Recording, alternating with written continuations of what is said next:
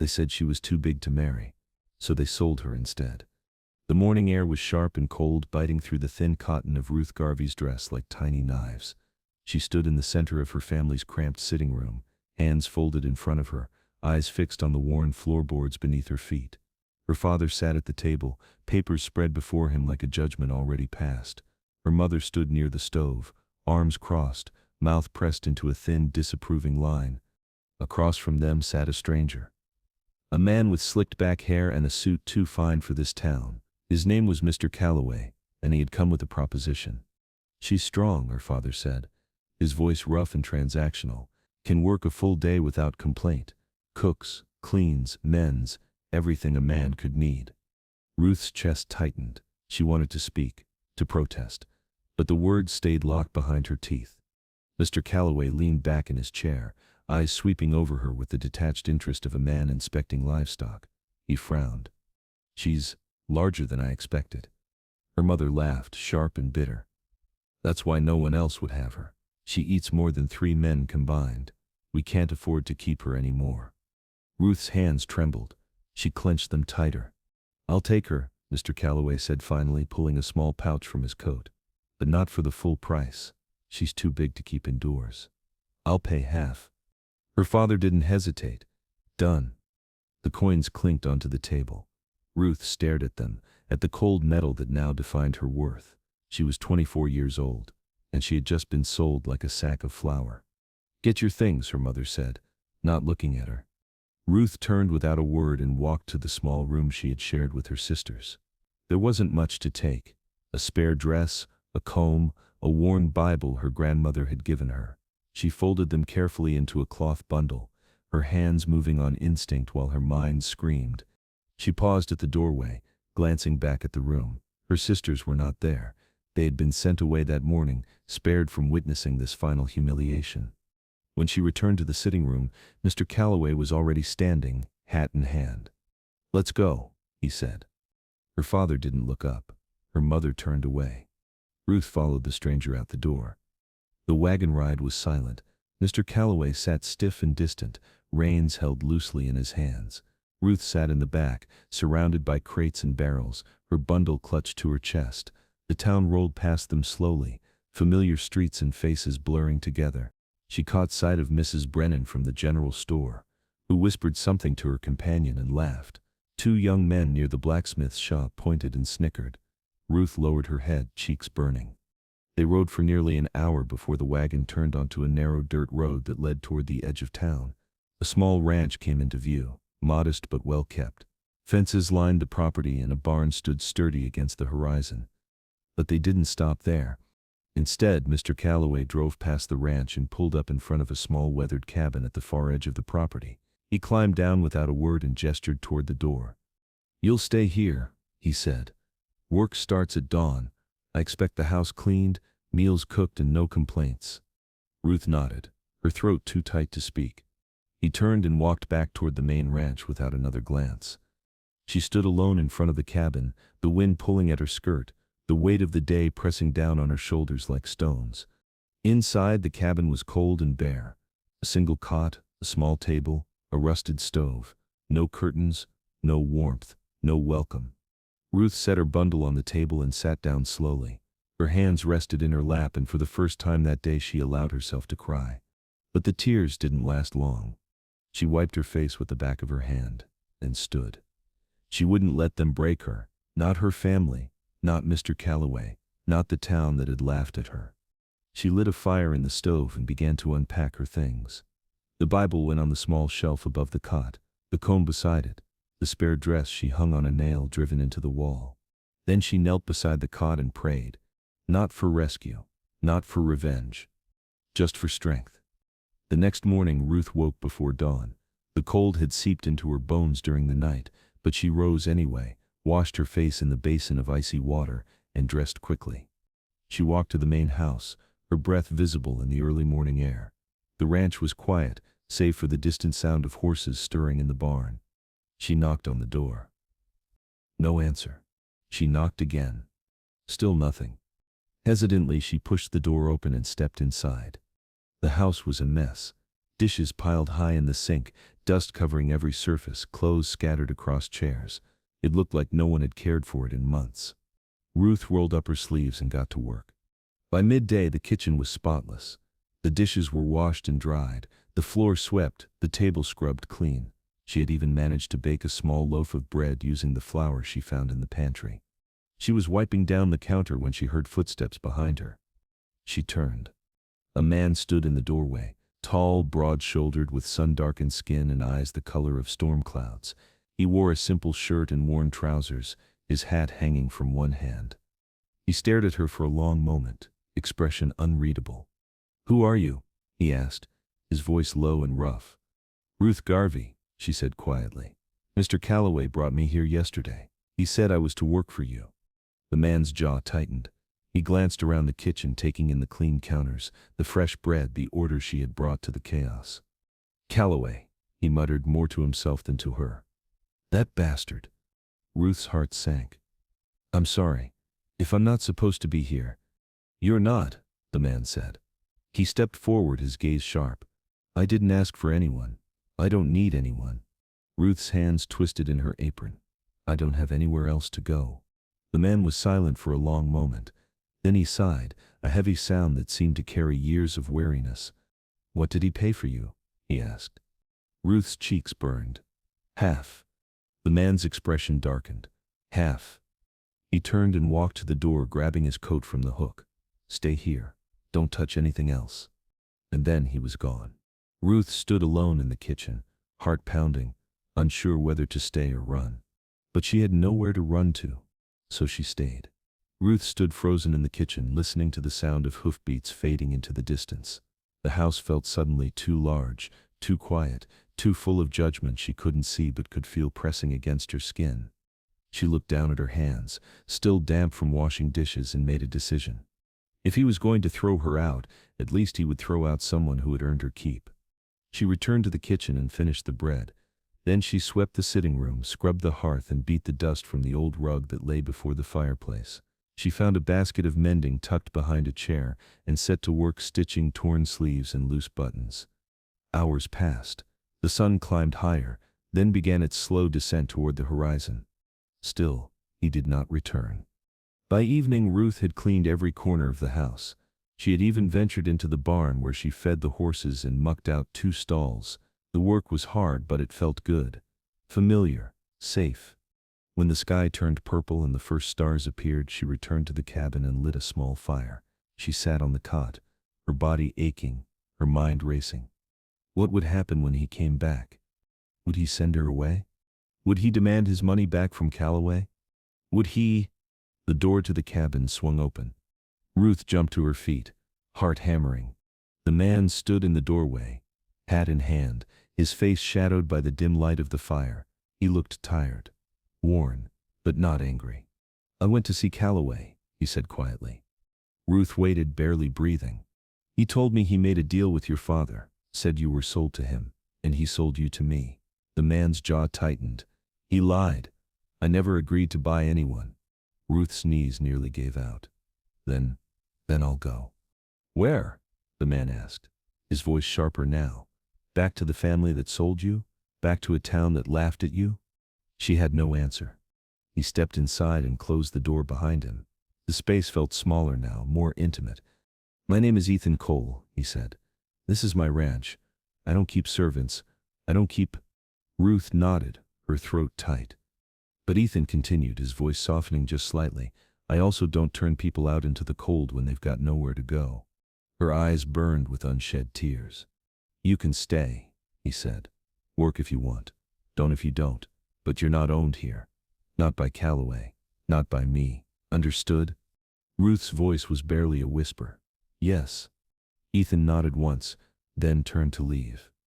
"Mr. Cole," Ruth said quickly. He paused, glancing back. "Thank you."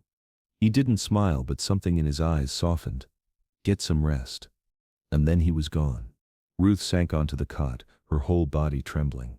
For the first time since her father had laid those coins on the table, she felt something other than shame. She felt hope. The next morning, Ruth woke to the sound of a rooster crowing. She dressed quickly and stepped outside, surprised to find the air warmer than the day before. The sun was just beginning to rise, painting the sky in shades of gold and pink. She walked to the main house, unsure of what to expect. Ethan was already in the kitchen, pouring coffee into a chipped mug. He glanced up when she entered. "Morning," he said simply. "Morning," Ruth replied. He gestured to the pot. "Help yourself." She poured a cup, grateful for the warmth, and stood awkwardly near the counter. "You don't have to ask permission," Ethan said, his tone blunt but not unkind. "This isn't a prison." Ruth nodded, taking a small sip. Ethan set his mug down and crossed his arms. "I'm going to be straight with you. I didn't ask for help. I don't need it. But if you're staying, you pull your weight. That means you work. You eat. You don't apologize for taking up space." Ruth blinked, surprised by his directness. "And another thing," Ethan continued. "If anyone comes here asking about you, looking for you, or trying to take you back, you tell me. Immediately." "Why?" Ruth asked quietly. Ethan's eyes were hard as stone. "Because I don't tolerate bullies, and I sure as hell don't tolerate people who sell their own family." Ruth's chest tightened. She set her mug down carefully. "I won't be a burden." "You're not a burden," Ethan said firmly. "You're a person. Start acting like one." The words hit her harder than any insult ever had. For the first time in years, someone had spoken to her like she mattered. The days that followed fell into a steady rhythm. Ruth worked from dawn to dusk, but it was different now. She wasn't working out of fear or obligation. She was working because she wanted to, because it felt good to have a purpose. She cooked meals that Ethan ate without complaint. She mended his shirts and patched the holes in his work gloves. She tended the garden, pulling weeds and watering the small patch of vegetables that had been neglected for too long. Ethan, for his part, was a man of few words. He didn't praise her work, but he didn't criticize it either. He simply accepted it, the way one accepts the sunrise. But Ruth noticed the small things. The way he always made sure there was enough firewood stacked by her cabin. The way he left fresh milk on her doorstep each morning. The way he never looked at her with disgust or pity, only with a quiet, unspoken respect. One afternoon, as Ruth was hanging laundry on the line, she heard voices coming from the front of the property. She froze. Two men stood near the gate, talking to Ethan. One of them was Mr. Calloway. Her heart began to race. She couldn't hear what they were saying, but she saw Ethan's posture stiffen, saw the way his hand moved toward the rifle leaning against the fence post. Calloway gestured wildly, his face red with anger. The other man, a thin, weaselly figure, nodded along like a puppet. Then Ethan spoke. His voice was low, but it carried across the yard like thunder. "Get off my land," Calloway sputtered, pointing toward the house. "That woman is mine. I paid for her." "You paid for nothing," Ethan said coldly. "And if you step 1 foot past that gate, I'll make sure you regret it." Calloway's face twisted with rage, but he didn't move. The weaselly man tugged at his sleeve, whispering something Ruth couldn't hear. Finally, Calloway spat on the ground and turned away. "This isn't over, Cole." "Yes," Ethan said quietly. "It is." The two men climbed into their wagon and rode off, dust kicking up behind them. Ruth stood by the laundry line, her hands trembling. Ethan walked back toward the house, his face unreadable. When he saw her, he stopped. "You all right?" he asked. Ruth nodded, though her throat was too tight to speak. Ethan studied her for a moment, then nodded. "Good." He turned and walked into the barn. Ruth stood there for a long time, the laundry forgotten, her heart still pounding. He had stood up for her. Not because he had to. Not because he owed her anything, but because it was the right thing to do. That night Ruth sat in her cabin, staring at the small fire crackling in the stove. She thought about her family, about the way they had looked at her with shame and disgust. She thought about the town that had mocked her, about the men who had tried to own her. And then she thought about Ethan. About the way he had looked Calloway in the eye and said, "Get off my land." About the way he had told her, "You're not a burden, you're a person." For the first time in her life, Ruth felt something she had never felt before. She felt worthy. She pulled the old Bible from the shelf above her cot and opened it to a page she had read 100 times before. But tonight, the words felt different. "The Lord is my strength and my shield. My heart trusts in him and he helps me." She closed the book and whispered into the silence, "Thank you." The fire crackled softly, and outside the wind whispered through the trees. Ruth closed her eyes, and for the first time in weeks she slept without fear. The town had always been small, the kind of place where everyone knew everyone else's business before they knew it themselves. And now Ruth Garvey had become the newest topic of conversation. It started quietly, as these things always do. A whisper at the general store, a sideways glance at the Sunday service, a comment passed between neighbors over a fence. "Did you hear? Ethan Cole took in that Garvey girl. The big one? The one her own family sold off? Shameful. A man living alone with a woman like that." Ruth heard none of it at first. She spent her days on the ranch, working in the garden, tending the animals, baking bread that filled the house with warmth. She had no reason to go into town, and Ethan never asked her to. But the whispers found their way to her eventually. It was a Wednesday afternoon when Ruth rode into town with Ethan to pick up supplies. She sat quietly in the wagon, hands folded in her lap, eyes fixed on the road ahead. As they rolled down the main street, Ruth noticed the stares. Women paused mid-conversation to watch them pass. Men stopped their work to turn and look. A group of children pointed and giggled until their mother yanked them inside. Ruth's cheeks burned. She lowered her head, trying to make herself smaller. Ethan noticed. He pulled the wagon to a stop in front of the general store and climbed down. Then he turned and offered Ruth his hand. She hesitated. "Come on," he said quietly. "Don't let them see you hide." Ruth took his hand and stepped down. Her legs felt unsteady, but Ethan's grip was firm. Together they walked into the store. Inside, Mrs. Brennan stood behind the counter, her sharp eyes narrowing as they entered. Two other women stood near the fabric display, their conversation dying the moment they saw Ruth. "Mr. Cole," Mrs. Brennan said, her voice overly polite. "What can I do for you today?" "Need flour, sugar, and coffee," Ethan said, his tone even. Mrs. Brennan nodded and began gathering the items, but her eyes kept drifting to Ruth. "And who is this?" she asked, though Ruth knew the woman already knew the answer. "Ruth Garvey," Ethan said simply. "She works on my ranch." One of the women near the fabric snorted. "Works? Is that what they're calling it now?" Ruth's face burned hotter. Ethan turned slowly, his gaze cold and steady. "You got something to say, Mrs. Fletcher?" The woman paled but lifted her chin. "I'm just saying people talk. A young woman living on a man's property without a chaperone. It's improper." "What's improper?" Ethan said, his voice dangerously quiet. "Is selling your own daughter because she doesn't fit your idea of perfect." Mrs. Fletcher's mouth snapped shut. Ethan turned back to Mrs. Brennan. "How much do I owe you?" Mrs. Brennan stammered out the price, and Ethan paid without another word. He gathered the supplies, handed half to Ruth, and walked out. Ruth followed, her heart pounding, her hands trembling around the sack of flour. As they loaded the wagon, Ruth glanced back at the store. The women stood in the window, watching them with narrowed eyes. "They hate me," Ruth whispered. Ethan secured the last sack and turned to her. "They don't hate you. They're afraid of you." Ruth frowned. "Afraid? Of me?" "You don't fit their mold," Ethan said. "You're different, and people fear what they don't understand." He climbed into the wagon and offered his hand again. "Let them talk. Words don't break bones." Ruth took his hand and climbed up beside him. As they rode out of town, she glanced back one last time. The women were still watching, but Ruth didn't lower her head. Not this time. The days grew warmer, and the ranch came alive with color. Wildflowers bloomed along the fence line, and the garden Ruth had tended began to flourish. Ruth found herself smiling more often, laughing even, when one of the chickens chased Ethan across the yard, squawking indignantly.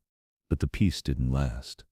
One evening, as Ruth was preparing supper, she heard the sound of hooves approaching.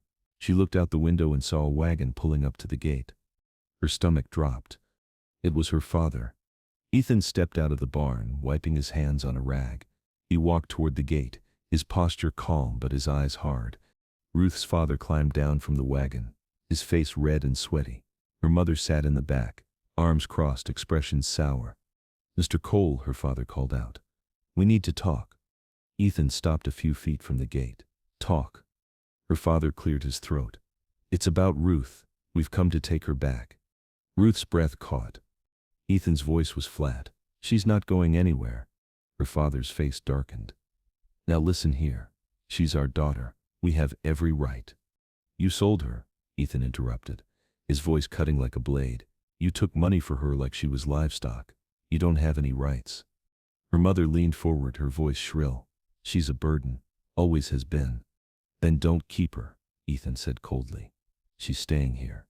Her father stepped closer to the gate, his fists clenched. You can't just keep her. People are talking. I don't care what they say, Ethan said. And neither should you. You gave up the right to care about her the moment you put a price on her head. Her father's face twisted with rage. You think you're better than us? I think you should leave, Ethan said, his hand moving to rest on the gate latch. Before I make you. Her father sputtered, his mouth opening and closing like a fish. Her mother hissed something under her breath and tugged at his sleeve. Let's go. She's not worth the trouble. Her father glared at Ethan for a long moment, then spat on the ground. Fine, keep her. He climbed back into the wagon and they rode off without a backward glance. Ruth stood at the window, tears streaming down her face. Ethan walked back to the house and found her there, trembling. They're gone, he said quietly. Ruth nodded, unable to speak. Ethan hesitated, then reached out and gently placed a hand on her shoulder. You're not a burden, Ruth. Don't let them make you believe that. Ruth looked up at him, her vision blurred with tears. Why do you care? Ethan's expression softened. Because everyone deserves to be treated with dignity. He dropped his hand and walked to the stove. Supper smells good. Ruth wiped her eyes and tried to smile. It'll be ready soon. That night, as they sat across from each other at the table, something shifted between them. It wasn't spoken. It didn't need to be. But Ruth felt it, warm and steady, like the fire burning in the hearth. And for the first time since she had arrived on this ranch, she allowed herself to believe that maybe, just maybe, she was exactly where she was meant to be. The fire started just after midnight. Ruth woke to the smell of smoke and the sound of shouting. She bolted upright, her heart racing, and ran to the window. Orange flames licked at the night sky, rising from the barn at the far end of town. Even from the ranch she could see the glow, angry and wild. She threw on her coat and ran outside. Ethan was already saddling his horse, his face grim in the firelight. Stay here, he said. No, Ruth replied. I'm coming with you. Ethan looked at her, jaw tight, then nodded once. Get on. Ruth climbed up behind him, wrapping her arms around his waist as he spurred the horse forward. They rode hard into town, the wind whipping at their faces. By the time they arrived, half the town had gathered. Men formed a line from the well to the barn, passing buckets of water hand to hand. Women pulled children back from the heat. The flames roared, devouring wood and hay with terrifying speed. The horses, someone screamed. They're still inside. Ruth's breath caught. She could hear them now, the panicked whinnying, the thundering of hooves against stall doors. Ethan dismounted and started toward the barn, but a man grabbed his arm. It's too dangerous. The whole thing's going to collapse. Ethan shook him off. Then we don't have much time. Ruth slid from the horse and ran after him. Ruth, no, Ethan shouted. But she was already at the barn door. The heat hit her like a wall, scorching her skin, stealing her breath. She pulled her shawl over her mouth and plunged inside. The smoke was thick, choking. She could barely see. The horses screamed, wild with fear. Ruth stumbled toward the nearest stall, her eyes streaming. She threw open the latch and a chestnut mare bolted past her, disappearing into the night. Behind her, Ethan appeared, coughing hard. Get out. Not without them, Ruth yelled back. Together they moved down the line of stalls, throwing open doors, slapping flanks, shouting until the horses ran. The flames grew closer, hotter. A beam cracked overhead, sending sparks raining down. That's all of them. Ethan grabbed her arm. Move! They ran for the door just as the roof groaned. Ruth stumbled, her skirt catching on a nail. Ethan yanked her free and they burst through the doorway as the barn collapsed behind them in a roar of flame and ash. They fell to the ground, gasping, covered in soot. The crowd rushed forward, hands pulled them up, patted their backs, offered water. You saved them, someone said. All 5 horses. Ruth looked up, her face streaked with tears and ash. Mrs. Brennan stood nearby, her expression unreadable. Then slowly the older woman stepped forward. She reached out and took Ruth's hand. Thank you, Mrs. Brennan said quietly. That was my son's barn. Those were his horses. Ruth nodded, too exhausted to speak. Mrs. Brennan squeezed her hand once, then turned to the crowd. This woman risked her life tonight. For this town. For us. The murmurs began, uncertain at first, then growing. One by one people nodded. A few even stepped forward to offer their thanks. Ruth stood there, trembling, hardly able to believe what was happening. For the first time they were looking at her with something other than judgment. They were looking at her with respect. Ethan touched her shoulder gently. "Let's get you home." They rode back in silence, the first light of dawn breaking over the hills. Ruth leaned against Ethan's back, her body aching, her mind spinning. When they reached the ranch, Ethan helped her down and led her into the house. He sat her by the fire and brought her water, then knelt to check her hands for burns. "You didn't have to do that," he said quietly. "Yes," Ruth replied, her voice hoarse. "I did." Ethan looked up at her, his gray eyes searching hers. "You could have been killed. So could you." He didn't argue. He just sat beside her, close enough that their shoulders touched. "You're braver than you know," he said. Ruth shook her head. "I was terrified. That's what makes it brave." They sat in silence, the fire crackling softly. Ruth's hands were still shaking, but Ethan took one in his, holding it gently. "Thank you," he said, "for not running." Ruth looked at him, her heart full. "I'm done running." The next morning, a wagon arrived at the ranch. Ruth looked out the window and saw Miss Abigail stepping down, a large bundle in her arms. "Your dress is ready," the dressmaker said with a smile. "But I brought something else too." She unwrapped the bundle to reveal not one dress, but two. One was the practical cotton Ethan had paid for. The other was softer, made of deep blue fabric with delicate stitching along the collar. "The town took up a collection," Miss Abigail explained. "After what you did last night, they wanted you to have this." Ruth's eyes filled with tears. I don't know what to say." "Say you'll wear it to the church social next week," Miss Abigail said. "Everyone wants to see you there." Ruth looked at Ethan, who stood in the doorway, arms crossed, a small smile tugging at his lips. "We'll be there," he said. That evening Ruth tried on the blue dress. It fit perfectly, hugging her frame without pinching, flowing where it needed to flow. She looked at herself in the small mirror and barely recognized the woman staring back. She looked strong, confident, beautiful. Ethan knocked softly on the door. "Can I come in?" "Yes," Ruth said. He stepped inside and stopped, his eyes widening slightly. "You look too big?" Ruth asked quietly, the old fear creeping back. "No," Ethan said firmly. He crossed the room and stood before her. "You look perfect." Ruth's breath caught. Ethan reached into his pocket and pulled out a small velvet pouch. "I got you something." He opened it and a silver ring fell into his palm, simple, unadorned but polished to a shine. "It was my mother's," he said. "She gave it to me before she died, told me to give it to someone who deserved it." Ruth stared at the ring, her heart pounding. "I know we haven't known each other long," Ethan continued, "but I know this, you're the strongest, kindest, most courageous woman I've ever met. And if you'll have me, I'd like to spend the rest of my life proving that you're worth more than anyone ever told you." Tears streamed down Ruth's face. Ethan held out the ring. "Will you marry me?" Ruth couldn't speak. She could only nod over and over until Ethan slipped the ring onto her finger. He pulled her into his arms, and she buried her face in his chest, sobbing with relief and joy. "You're not too big," Ethan whispered into her hair. "You're just right." The church social was held on the first Saturday of June, when the wildflowers were in full bloom and the air smelled of honeysuckle and fresh-baked pie. Ruth stood in front of the mirror in her cabin, smoothing the blue dress over her hips. The fabric felt foreign against her skin, soft and kind, unlike anything she had ever worn before. Ethan knocked on the door. "You ready?" Ruth took a deep breath. "Yes." When she stepped outside, Ethan was waiting by the wagon.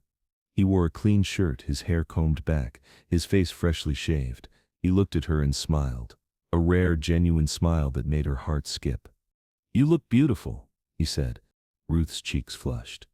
"Thank you." He helped her into the wagon and they rode toward town together.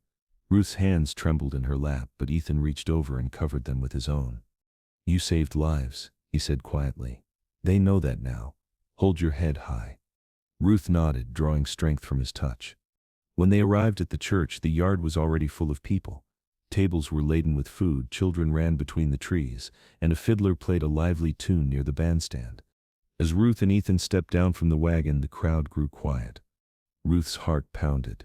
She felt every eye on her, felt the weight of their judgment pressing down like stones. Then Miss Abigail stepped forward, a warm smile on her face. "Ruth, I'm so glad you came." She took Ruth's arm and led her toward the tables. "Come, you must try Mrs. Fletcher's apple pie." Mrs. Fletcher, the same woman who had sneered at Ruth in the general store, looked up. For a moment their eyes met. Then Mrs. Fletcher smiled. It was small, uncertain, but real. "I saved you a slice," she said quietly. Ruth blinked back tears. "Thank you." One by one, people approached. They shook her hand, thanked her for her bravery, welcomed her. Not everyone was kind. A few still whispered behind their hands. But Ruth noticed something different now. She didn't care. Their opinions no longer had power over her. She was defined by her own strength, her own courage, her own worth. And she finally believed it. As the afternoon wore on, Ethan led Ruth to a quiet spot beneath a large oak tree. The music drifted on the breeze, soft and sweet. "Dance with me," he said. Ruth laughed. "I don't know how." "Neither do I," Ethan admitted. "But I don't think it matters." He took her hand and pulled her close. They swayed together, clumsy and awkward, but neither cared. Ruth rested her head against his chest, listening to the steady beat of his heart. "I never thought I'd have this," she whispered. "Have what?" "A home, someone who sees me." Ethan pulled back just enough to look into her eyes. "I see you, Ruth, every day, and I'm never going to stop." He kissed her then, soft and gentle, in front of the whole town. And Ruth kissed him back, unafraid. The wedding took place 3 weeks later, in the small church at the edge of town. The pews were filled with people, more than Ruth had expected. Miss Abigail sat in the front row, dabbing at her eyes. Mrs. Brennan and Mrs. Fletcher sat side by side, both smiling.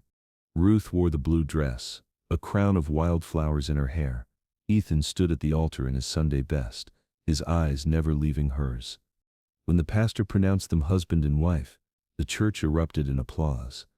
Ruth laughed, tears streaming down her face as Ethan swept her into his arms and kissed her soundly. They walked down the aisle together, hand in hand into the bright sunlight. Outside, the town had gathered to celebrate. Tables were set up in the churchyard, laden with food and drink. The fiddler played a joyful tune and children danced in circles. Ruth stood beside Ethan, watching it all, her heart so full it ached. "Are you happy?" Ethan asked. Ruth turned to him, her eyes shining, "More than I ever thought possible." He pulled her close and kissed the top of her head. "Good." As the sun began to set, painting the sky in shades of gold and pink, Ruth looked around at the faces of the people who had once mocked her. Now they smiled at her. They toasted her. They celebrated her. But more importantly, Ruth no longer needed their approval. She had found something far more valuable. She had found herself. And she had found a man who loved her not in spite of who she was, but because of it. The ranch had changed in the months since Ruth arrived. The garden flourished, the house was warm and welcoming, and laughter echoed through the rooms. Ruth baked bread every morning, filling the air with the scent of yeast and honey. Ethan worked the land, his shoulders strong, his hands steady. And every evening they sat together on the porch, watching the sun sink below the horizon. One evening as they sat in comfortable silence, Ruth spoke. "Do you ever regret it?" she asked, "taking me in?" Ethan turned to her, his expression serious. "Never, not for a single moment." Ruth smiled. "I used to think I was too much, too big, too loud, too broken. And now? Now I know I'm just right." Ethan reached for her hand and squeezed it gently. "You always were." They sat together as the stars began to appear, one by one, lighting up the vast Wyoming sky. Ruth leaned her head on Ethan's shoulder, her heart at peace. She had been sold, shamed, and cast aside. But she had survived. And more than that, she had found love. Not the kind of love that demanded perfection, but the kind that celebrated her exactly as she was. The kind of love that whispered, "You are enough." And for Ruth Garvey Cole, that was everything. Years later, when people in town spoke of Ruth, they no longer whispered, They spoke with admiration. They told stories of the woman who ran into a burning barn, who stood tall when others tried to tear her down, who turned shame into strength. And they spoke of Ethan, the quiet rancher who saw worth where others saw only flaws. Their story became legend, a reminder that love is not about finding someone perfect. It's about finding someone who makes you believe you're worth loving. And the end. If this story of survival, courage, and unexpected love touched your heart, don't forget to like and subscribe to Wild West Untold Love for more tales of redemption on the frontier. And if a moment or a feeling in this story stayed with you, we'd love to hear it in the comments below. Because sometimes the strongest souls are forged in the darkest places, and the greatest love stories begin with the simplest act of kindness.